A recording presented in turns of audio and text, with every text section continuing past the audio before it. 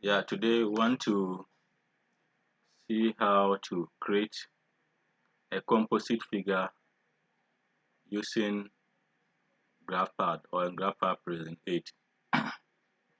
So sometimes you are writing a dissertation, a thesis, or even a paper for publication, and you have a lot of figures, but there are specifications as to the number of figures you can add to your paper or your thesis, or sometimes just for the lack of space, you cannot present all as individual figures. Let's say you have about 5 or 10 individual figures, but there's no enough space. So sometimes you have to combine these figures into one and make a composite figure. So it's one figure, but within it, you have individual figures. So just like what we are seeing on your screen. So these are Bland-Altman plots. So they are 6 in number. We have 3 for male and 3 for female. But in this figure, they are combined into one. So the whole of that is figure 1. So instead of having individual figures, so the whole of this is figure 1. So this can be presented in your thesis or dissertation. So how do you make a figure, a composite figure like this? So this is what I want to demonstrate in Graph Pad Prism. If you have multiple figures, you want to consolidate into one. This is how you do it. So this is how we want our figure to look like. 6 different figures in one composite figure. So go to Graph Pad. So we assume that you have already created your figures. So these are our individual figures. So we have our individual figures here. So this for male, another one for male, another one for male. And then so they are 3. Then the female figures are here. So they are also 3.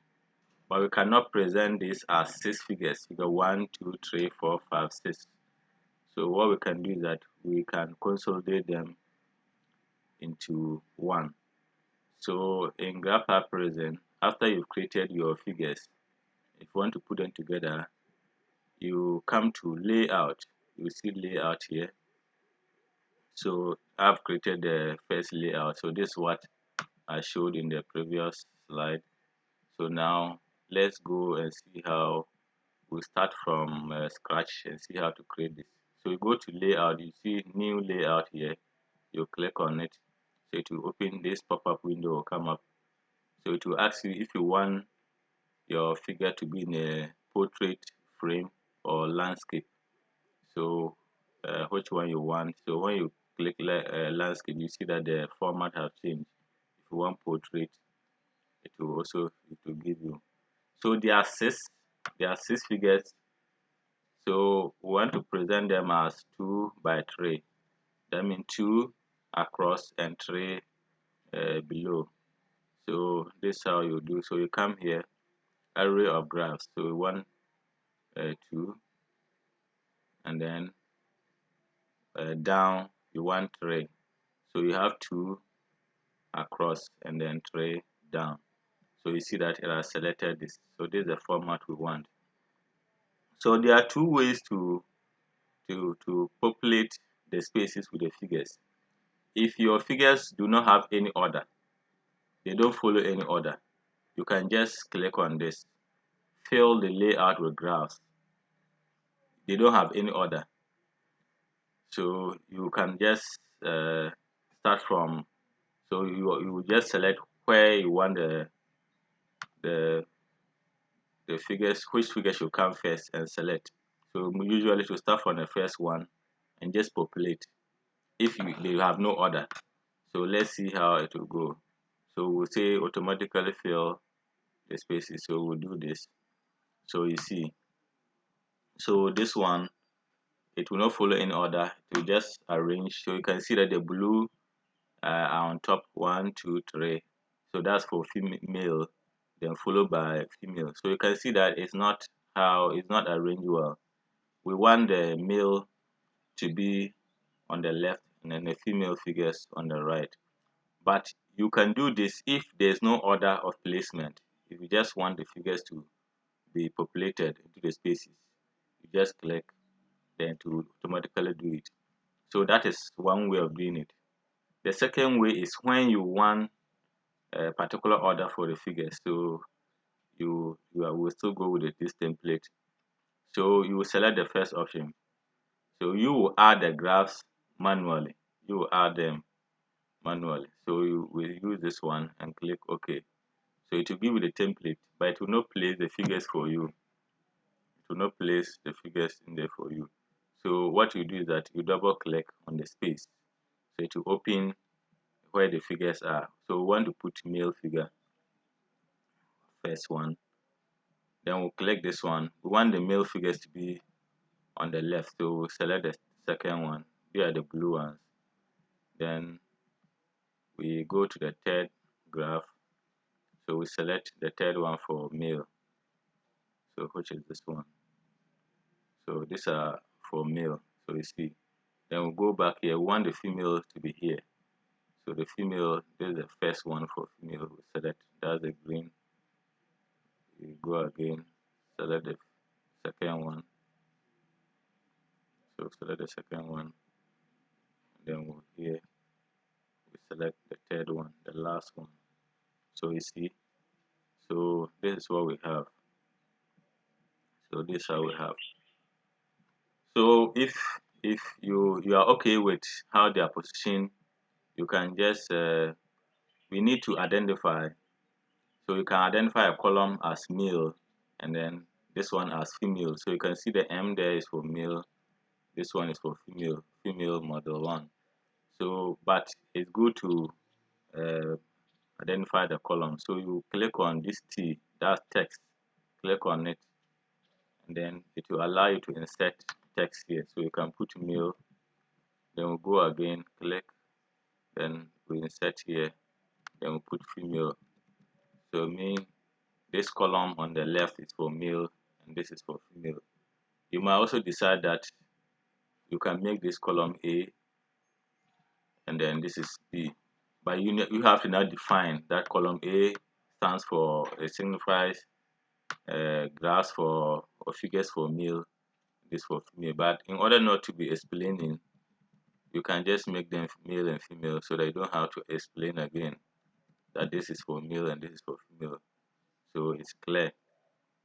So if you are okay with the arrangement, you can just go ahead and then copy your graph to Word. But for me, you can see that there's a lot of space here. So there's a lot of space here. So it will still occupy a lot of space.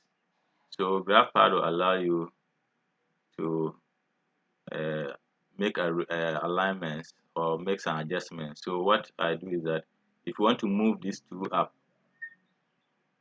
it's advisable not to do them individually because they will be misaligned.